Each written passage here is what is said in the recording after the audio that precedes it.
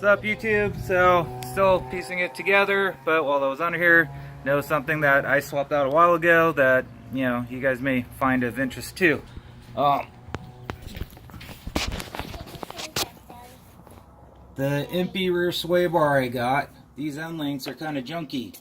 So, the bolts are from a Ford starter, like old Ford, brand new from the help section.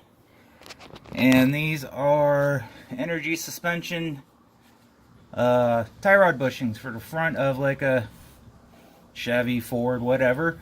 Also in like the speed section of Pep Boys and stuff like that.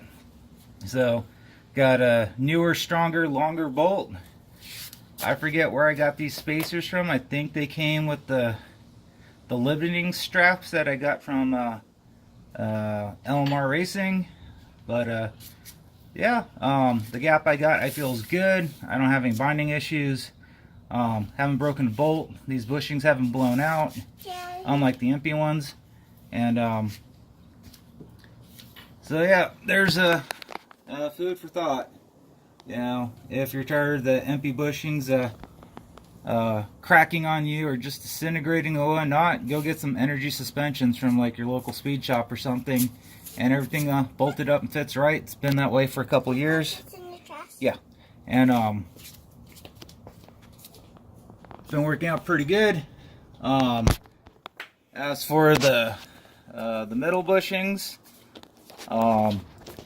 you could get the urethane grease also from like the Pep Boys speed shop. They sell it in little baggies.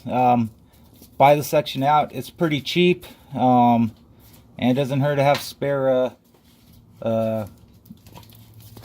lube for the bushings. That way they don't squeak and all that stuff. So I just held the motors in. I'm wrapping it up.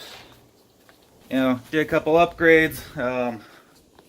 You know, the hockey stick got upgraded. New clutch cable, clutch arm while I was at it.